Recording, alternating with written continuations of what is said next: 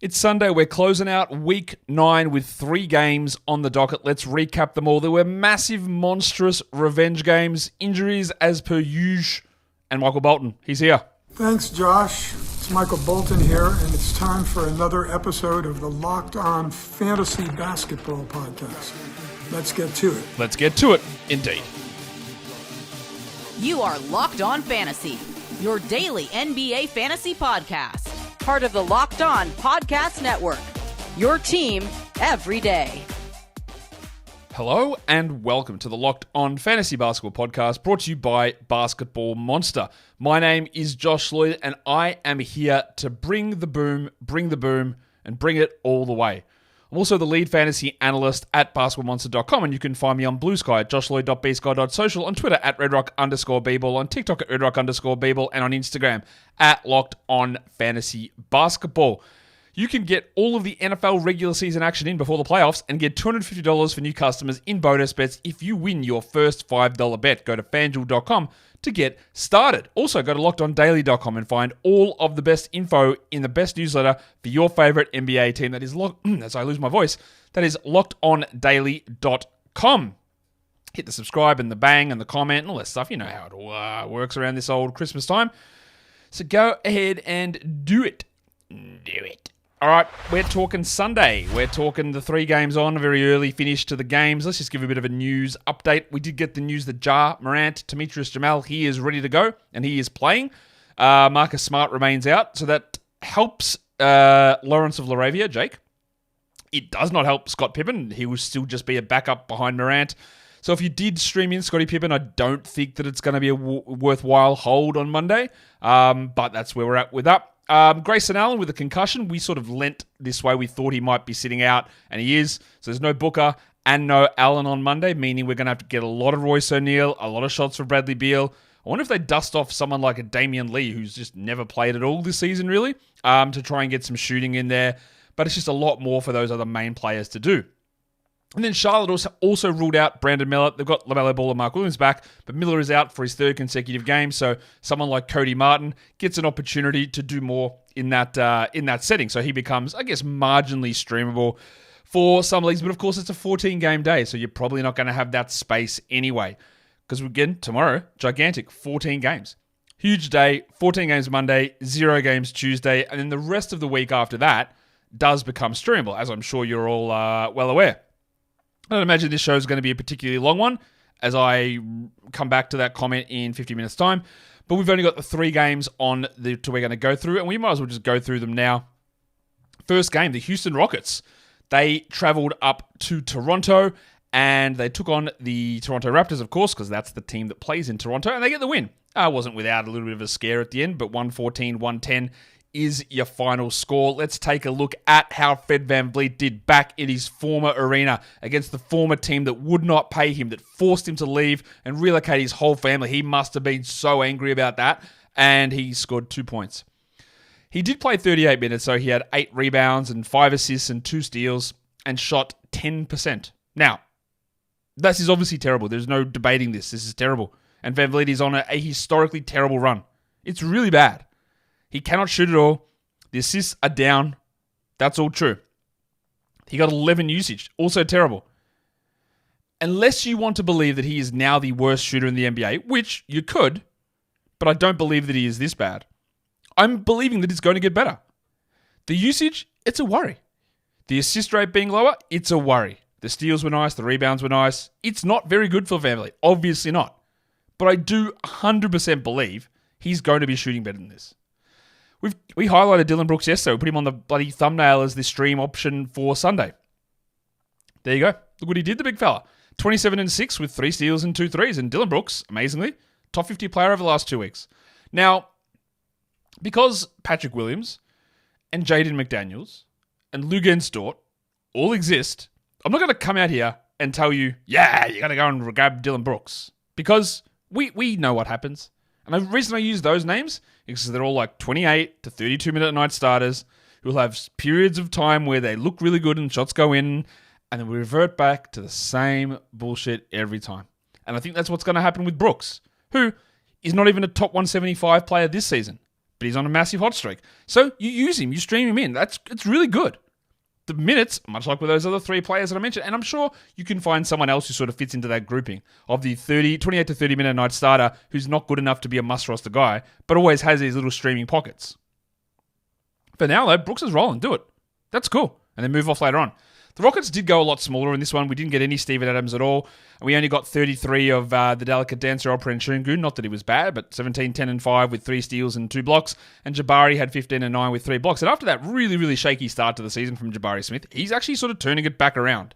He's just crept inside the top 150, but we're talking top 75 over the last 2 weeks, and it is looking better. Now, it does help that Tari Eason is out, but Eason had also been trending down. So I am getting a little worried about where Eason sits. The injury, the fact that his minutes were down, and the fact that Jabari is playing better are all terrible signs for where Eason lies. I am holding for now.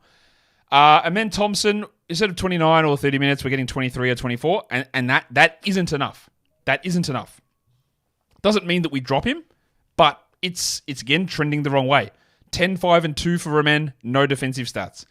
I will hold, but it is not looking fantastic. Jalen Green had 22 and 7. That's a pretty good game for him. That's a lot of shots, though. 20 shot attempts, but otherwise it's pretty strong. And then we also got some wild thing Jayshawn Tate minutes. 7 points for him in 15 with the absence of Eason, and they played him over Adams and over even Jacques Landale, and he played 3 minutes in this one. I think there's a lot more things of interest on the Toronto side of things. What I do find interesting about this day, 3 games on, 6 teams. Not a single team made a starting lineup change from the last game. And that really doesn't happen very much. So the Raptors, of course, going with the same starting lineup. No Pirtle, no Quickly, no Bruce Brown. And then RJ Barrett was allegedly available, and then apparently he vomited before tip, so they held him out. He's going to travel for Monday's game, so we'll see whether he's available to play. I think it's the Knicks, revenge game time for him. But he wasn't available in this game. So we went with the same starting lineup, and there were some gigantic performances. Now, all of you double Onyx, Diamond, Platinum, Titanium leagues, you would have heard, actually you probably told me about it, about how Jamal Shed was sort of trending up. And there was a little bit of interest there in Sheddy. 33 minutes for Jamal Shed, 11, 6, and 10, 2 steals and a block. That's an unbelievably good game. Before we get too excited about it, it is good. He shot 71%, and there was no Mitchell, Barrett, Quickly, and Pirtle, 4 starters. Now, I have been saying for about 7 weeks, I'll say this. I did not like Jamal Shed as a prospect coming out of college. I thought he was fine as a second rounder, but I didn't think he was anything great as a small, undersized guard who I'm not sure about the shooting, and he might be too small for defensive stuff. But he's been much better than I thought. But since about week 2, it seemed clear to me that he was better than Davion Mitchell. I don't know whether they're going to stick that way, because again, Mitchell was out in this one. Actually, no, Mitchell got DMP'd. My bad. Mitchell was available and he got DMP'd. Scratch all that. Shed's in. Deeper leagues, we're shedding up. Shed world time. Yes? Deeper league shed. We're shedding. Very interesting performance. There's a lot of interesting ones in this one. Some of them are going to mean something, some of them not. But what about Kelly Olynyk? 25 minutes for Kelly. 8, 9, 4, 2, and 1. This is an absolute Kelly Olynyk special. Only shot 38%, but had 8 points, but who cares? Look at the rest. 2 threes, 9 rebounds, 4 assists, 2 steals, and a block. It's what he does. He brings the boom. The problem now is that tomorrow it's a back-to-back. He's had back spasms and back problems all season. Maybe he doesn't play on Monday. Maybe Pirtle's back. And then it's back to 18 minutes of Olynyk. This was great. We love it. But I'm not sure I'd rush to add him. There's absolutely no problem in adding him because, again, even if he does not play tomorrow, you're fine. 14 games are on, 28 teams are playing. You'll have someone to fill in. And if Pirtle is out long term after that, well, that's great. You'll have Olynyk. So I don't mind that ad. But be aware, it literally might be a 1-game boost. He sits the next one, Pirtle returns after that, and it's just back to nothing. That's possible. The other big performance was Gary Trent III, Jacoby Walter. 27 points with 6 threes. Great. My issue with Walter, as I think most will be aware, is I'm not sure what he does that's not scoring. 2 rebounds, 3 assists, no steals, no blocks. He shot well, 50%. But again, a game log check would tell you that maybe we don't want to get too excited. It was great. And he also fouled out, but it was great this game. But again, look at who is out. And when those players return, what does he do? How does he get enough minutes? The answer is he probably doesn't. John Mobo barely played, even though he was the starter. 16 minutes for 3 points. We can ignore that largely. And yeah, I won't say it's a bad game from grade A Dick. It's fine.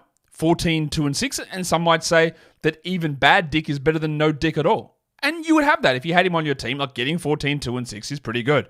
But again, overall, everybody is out. And we still get this? Like, it's fine. And my stance maintains for Dick is that if you want to have Dick on your team, do it.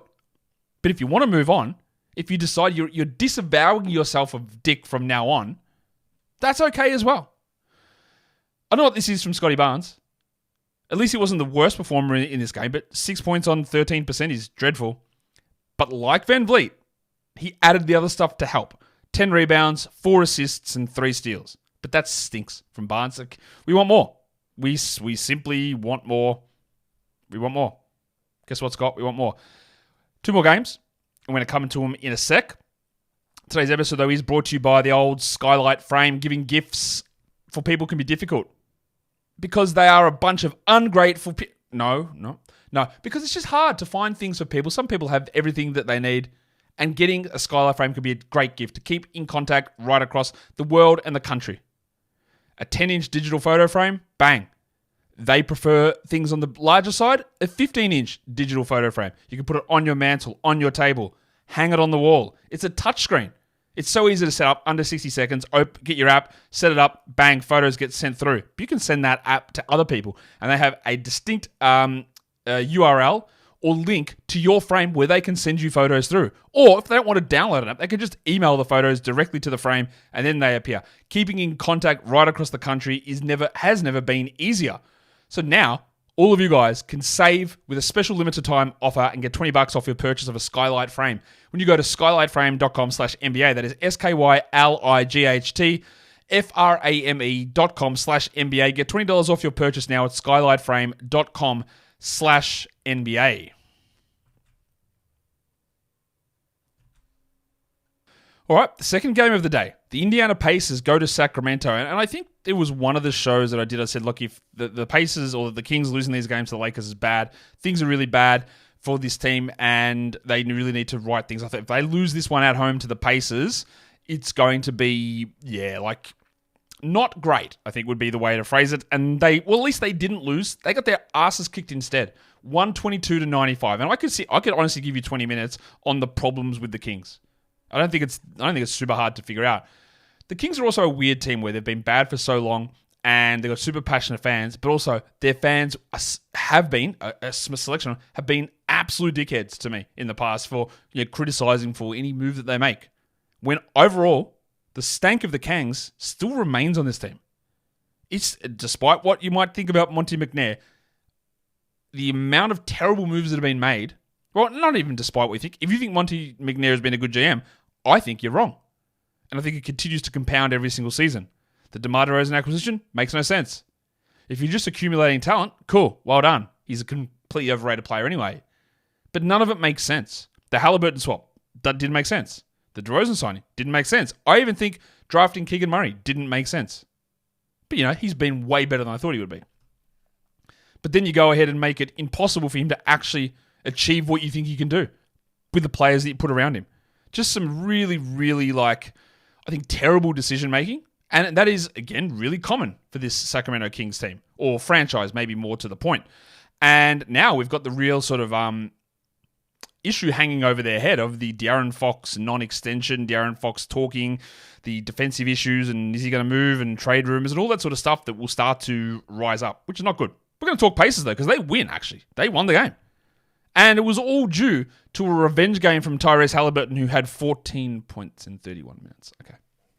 He actually had 8 assists and had 4 threes and shot the ball well. He just didn't need to do that much because the game was over very early. Miles Turner only played 25 minutes, 15 and 6 with 2 steals and 2 blocks, an elite shooting game from him.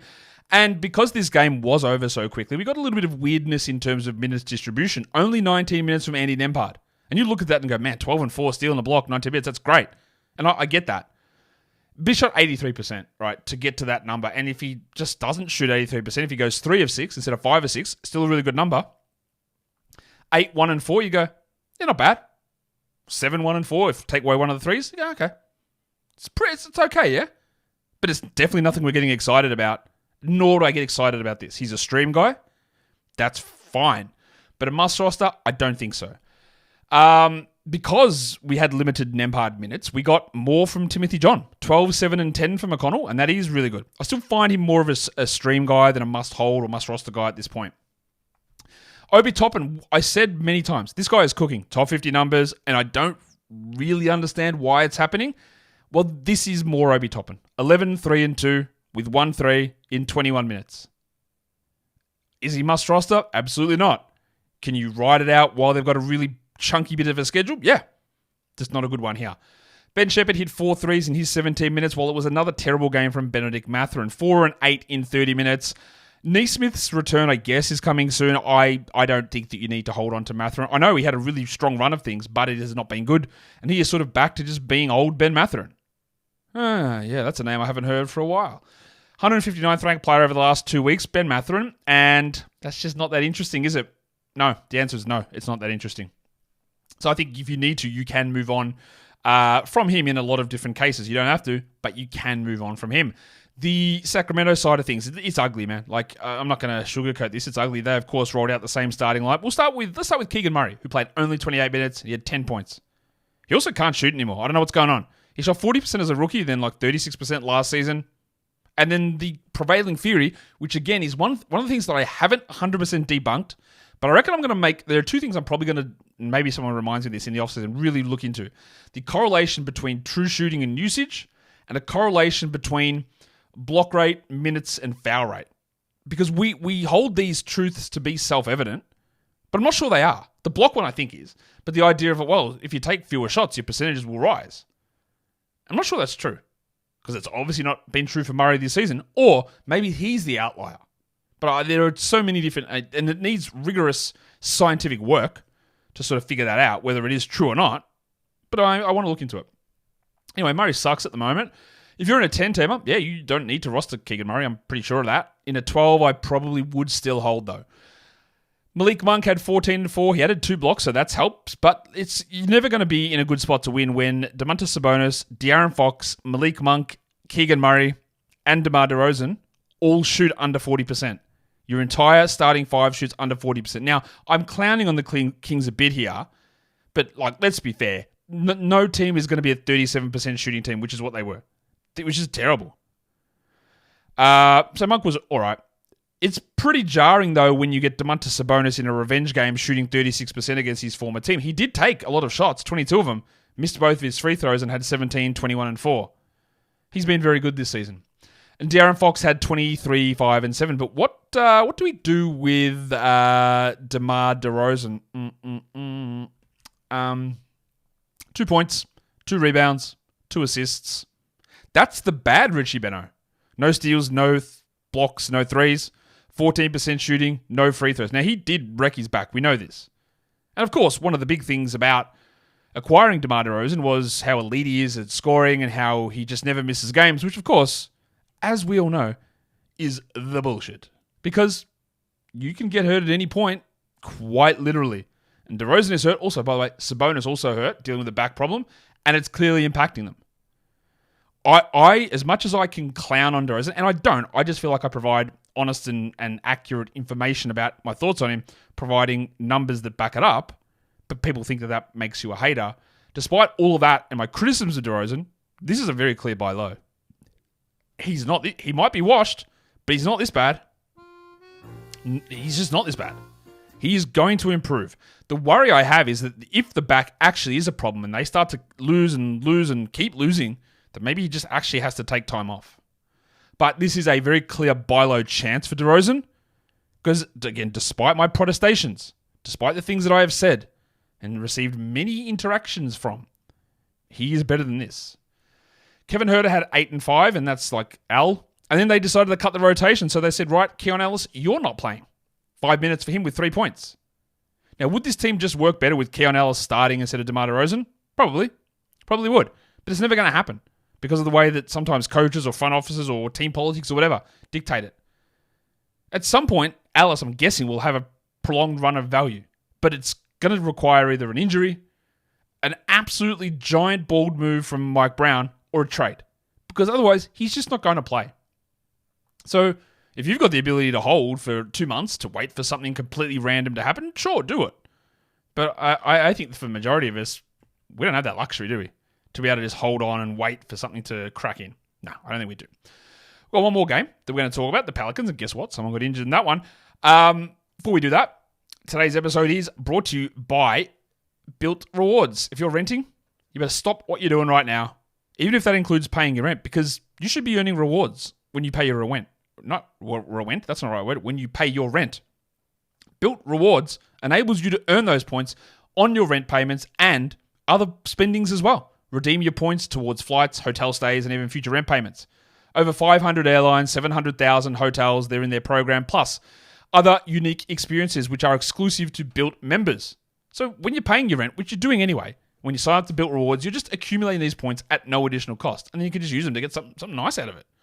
So start earning those points on the rent that you're already paying by going to joinbuilt.com/lockedonnba. That is joinbuilt.com/lockedonnba. Make sure to use our link so that they know that we sent you. Don't wait and start earning rewards today. Today's episode is also brought to you by FanDuel Sportsbook. The NFL regular season is winding down. The playoffs are here, but you can still get in on all the NFL regular season action with FanDuel, America's #1 sportsbook. New customers can finish the season strong with $250 in bonus bets if your first $5 bet wins. So many different ways for you to pick up the W. You can bet on which player is going to score a touchdown. You can bet on the game total. You can bet on the individual side total. How many points is a team going to score? Player props, futures, spreads, straight up money lines. It's all there over on FanDuel. And when you are joining as a new customer, get yourself $250 in bonus bets just by winning your first $5 bet. Make every moment more with FanDuel, an official sportsbook partner of the NFL, and don't forget to gamble responsibly. All right, let's do the final game of the night. We get an overtime banger. The Nuggets were really struggling to get themselves over the line against the New Orleans Pelicans. They do in the end, 132-129, the final score, like I said, in overtime. We'll start with the Nuggets side of this because they are, of course, the road team. Things continue to be a bit of a worry in Denver, honestly. Like, just not being able to get over these games and having struggles against Toronto and Brooklyn. I don't know. It just continues. It's an interesting game for Big Chungus because he struggled early on. I believe he had like 2 points maybe in the first half, but he ended up with a triple-double, 43 minutes, 27, 13, and 10, steal, block, 20 field goal attempts, 55% shooting. Weirdly bad from the line, but still obviously a ridiculously good game from the big fella. We are going to have a dialogue about Russell Westbrook. You got to roster him. He played 36 minutes. He had 21, 5 and 5, 3 steals and a block. Now, we can argue whether that's the right thing, whether he should be playing those minutes. That's fine. And you can have that opinion and you can couch your opinion in terms of what you would give up to add him onto your team or how much fab you would spend or whatever. Because I tend to think that I'm not sure that he's really the right answer, to be honest. But it's happening. It's like 3 or 4 in a row where he's getting minutes over somebody. Whether it's Brown, Gordon, the poop cookie Michael Porter in this one. It's somebody. They are leaning into Russell Westbrook, which is a usually terrible idea. But they're doing it. And I don't think it lasts all season. But again, it is happening. So you roster him. The headmaster had 25, 8 and 4 with 3 steals and a block. Good game from Jamal Murray, while Brown played 39 minutes, 10 points. This is a lot of the worries that I have with Brown about just being a low usage player. But he did have 6 rebounds, 5 assists, and 2 steals, and we keep persisting. I think we do persist with Michael Porter, although this is terrible. 8 points and 2 threes in 23 minutes. He blocked 2 shots, but he shot poorly. Both he and Aaron Gordon really didn't bring a lot, although Gordon's overtime was pretty good. 17 and 8 for Gordo. It's just a weird sort of period here. We're trying to figure out the Russell Westbrook experience, which again has been said about 35 million times over the last 4 seasons on 3 different teams. Just trying to figure out where everyone fits. Stroud had 13 points in 20 minutes, which is fine. Peyton Watson blocked 2 shots, which is fine. But there's no real role for these guys to do much outside of streaming and outside of deeper formats unless there is a trade, an injury, or a really big change in Michael Malone's philosophy. Onto the Pelicans side of things. No Ingram, no Zion, of course. And then Trey Murphy sprained his ankle. Now, Murphy was absolutely cooking in this game. He had 21 points in 27 minutes. He had 8 rebounds and 3 threes and continued to look great. So just another injury. The good thing is that they do not play until Thursday. That is 4 days off. 3 days off, actually. 3 days off. I think you'll be okay, but I don't know.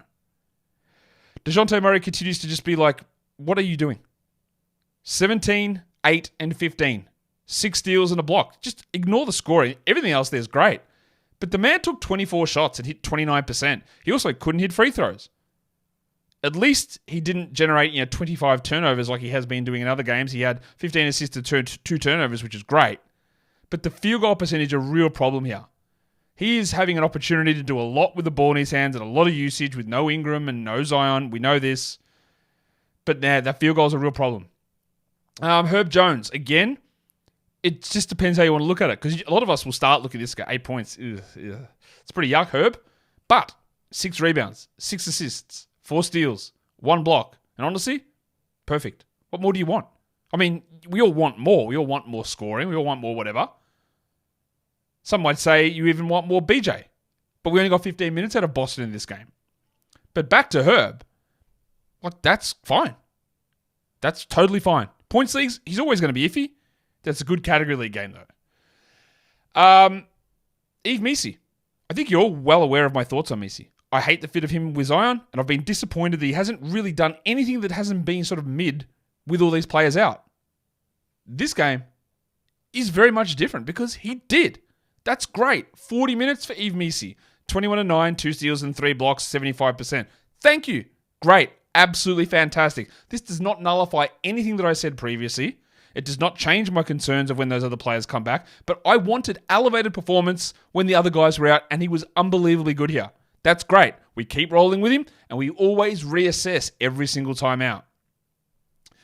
CJ McCollum, okay. Sometimes I do it as a joke. I think this is official.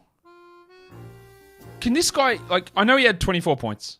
I know he had 9 threes, but another bad shooting night, another bad free throw night. Who's he think he is, DeJounte Murray? It is consistent garbage from this guy.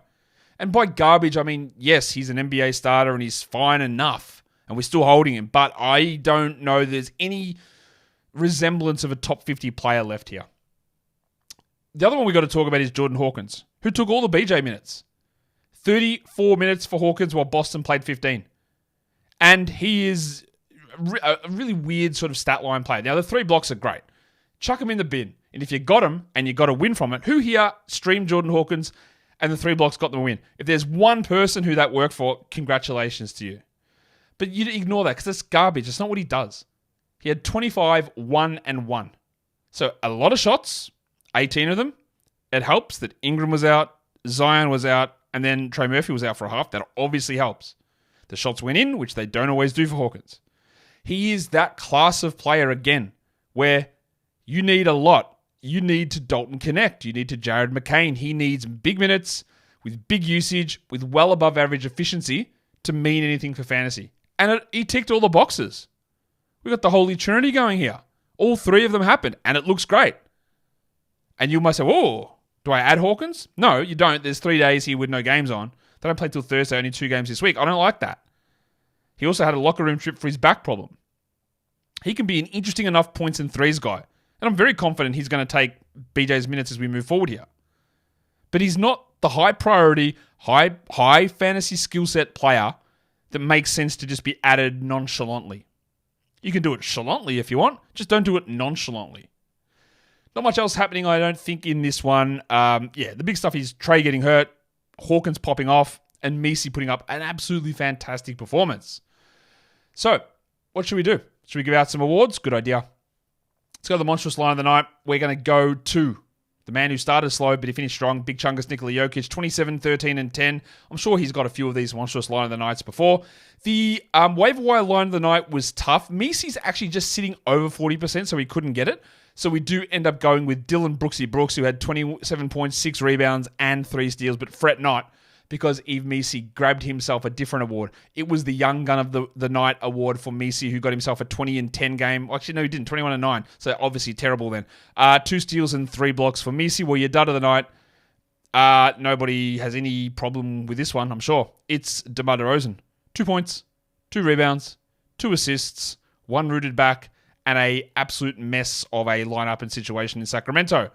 That's your line of the night. In terms of injuries, we were actually pretty okay. The only guy who really left the game. Now, Herb Jones had a rib issue, played through it. Jordan Hawkins had a back issue, played through it. But Trey Murphy's ankle ended his night. Yes, obviously Hawkins gets more shots and it helps his ability to be a points and 3 stream guy if Murphy is out. But they don't play till Thursday. Murphy might play in that one, and I wouldn't really super bother with going and adding Geordie Hawkins. So, what should we do now? Let's go and take a look at industry pickup, how things went in that league, and we'll have a bit of a squiz across some of the other leagues of mine and see how they went. There's some leagues I'm just flying, and some where I'm really bad. There's no really, I feel like I'm got no in between at the moment. Well, we'll have a look. All right, so in industry pickup this week, I was against Karan Talwar. He beat me 5-4, the bastard. Okay, all right, that's fine. It was these are 2-week matchups that we had. I was sitting on top of industry pickup, or second. Let's see where I am now. Still second. Kingy's on top, followed by me. Then it's Angle, Josh and Evan from Point Made, Willie Cleaver from ETR, Karan Talwar, Jake from Fantasy Trash Talk, Joel Bartolotta from RotoWire, Mitch Casey, Ball Boys, Kyle McEwen, Alex Burns, and Sam and Liam from Point Made. So that was a narrow loss there to Karan. Let's look at the other matchups.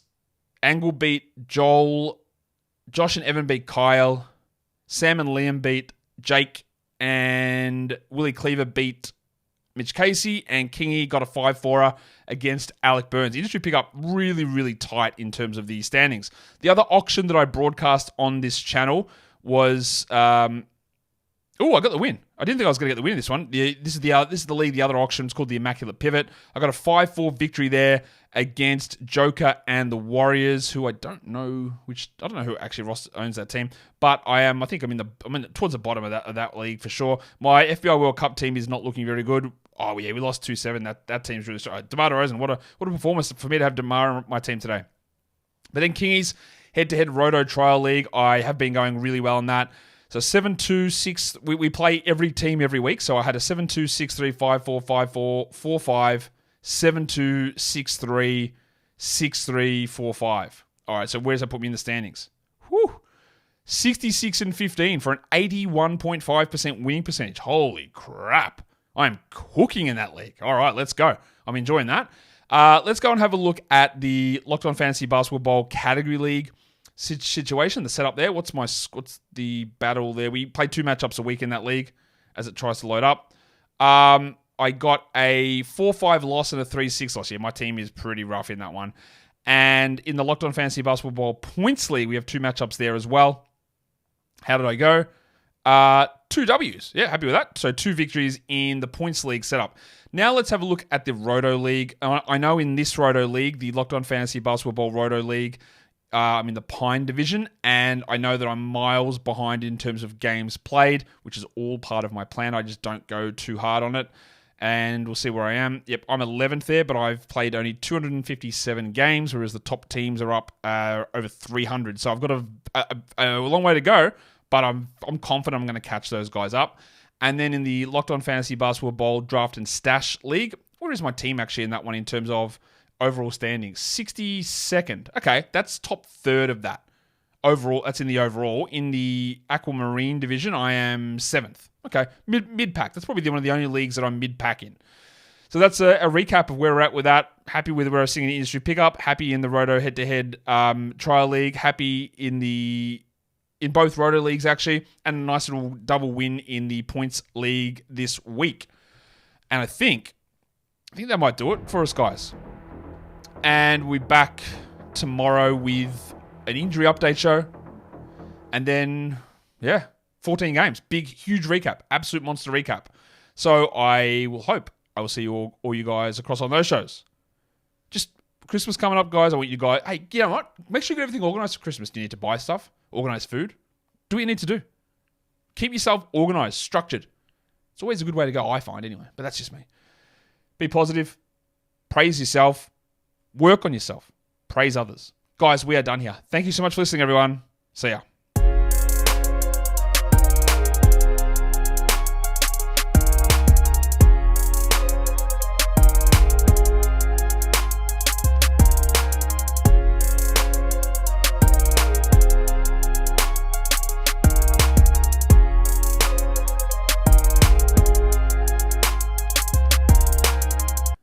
And by praise others, I mean tell your mates, Yas King.